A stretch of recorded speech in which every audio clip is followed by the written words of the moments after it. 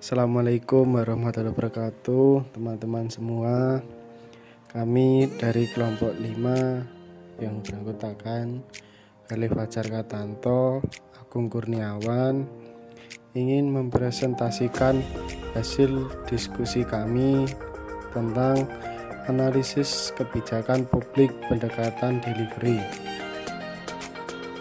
delivery system, mode penyampaian atau pelaksanaan delivery atau sistem penyampaian kebijakan telah menjadi perhatian utama dari analisis tentang dan analisis dalam sektor publik, fokus pada keragaman jaringan intergovernmental dan interorganisasional dalam penyampaian barang-barang layanan publik. Penyediaan layanan kesejahteraan dapat dianggap sebagai campuran kompleks dari kontribusi-kontribusi dari 4 sumber: pemerintah, pasar, organisasi sukarela, dan rumah tangga individual. Dalam kebijakan publik, tugas kita bukan menempatkan kebijakan dalam kotak-kotak terpisah, tetapi menganalisis dan memetakan campuran dari elemen-elemen di dalam bidang kebijakan tertentu. Sistem delivery sebagai fungsi campuran pasar, birokrasi, dan komunitas.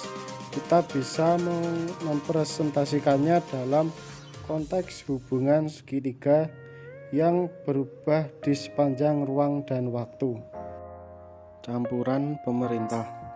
Campuran tersebut juga ditentukan oleh tradisi publik dan institusional serta kesepakatan antara negara kesatuan yang tersentralisasi dengan sistem federal yang terdesentralisasi.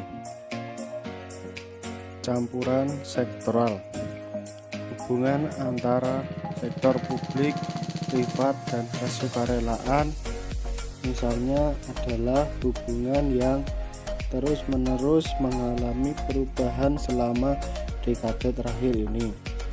Layanan mungkin terdiri dari antara campuran dan tanggung jawab publik dan privat dan antara sektor sukarela atau lembaga swadaya dengan agen komunitas yang mungkin punya peran dalam memberikan pelayanan.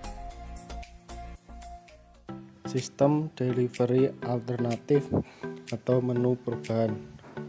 Opsoner dan Gabel tahun 1992 menyatakan ada lebih dari 30 alternatif untuk penyampaian kebijakan publik. Di antaranya 1. Menciptakan aturan dan sanksi legal. 2. Regulasi atau deregulasi. 3. Monitoring dan investigasi. 4. Perizinan. 5. Kebijakan pajak. 6. Hibah atau bantuan. 7. Subsidi. 8. Pinjaman. 9. Jaminan pinjaman. 10. Kontrak. 11. Franchising. 12. Kemitraan publik privat. 13. Kemitraan publik-publik. 14. Kuasi publik atau koperasi privat. 15. Usaha publik. 16. Procurement. 17. Asuransi. 18. Hadiah, penghargaan, dan imbalan. 19. Perubahan kebijakan investasi publik. 20. Bantuan teknik. 21. Informasi. 23. Sukarelawan. 24. Voucher atau potongan. 25. Biaya dampak. 26. Katalasi usaha non pemerintah. 27. Rapat para pemimpin non pemerintah. 28. Tekanan. 29. Penempatan uang. 30. investasi ekuitas. Itu dari 30 sistem delivery alternatif. Campuran pemberlakuan. Campuran metode pemberlakuan bisa bermacam-macam, melalui dari paksaan brutal dengan ancaman senjata sampai ke menyiapkan informasi untuk mengubah perilaku. Pasar birokrasi dan komunitas misalnya bisa dilihat berdasarkan cara-cara pemberlakuan yang berbeda-beda. Campuran nilai.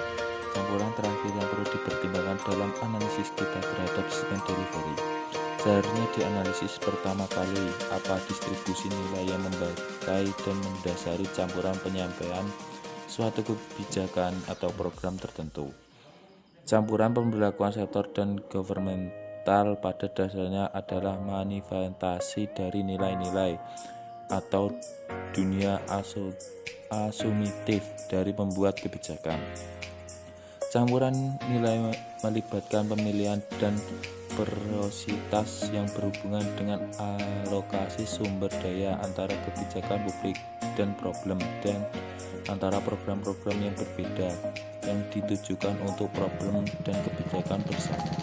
Mengevaluasi sistem delivery. Tes utama untuk sistem delivery ini adalah apakah warga negara puas dengan barang dan jasa yang diberikan oleh sistem ini. Mereka mungkin merasa tidak senang dengan hasilnya dan kecewa dengan rendahnya standar pelayanan.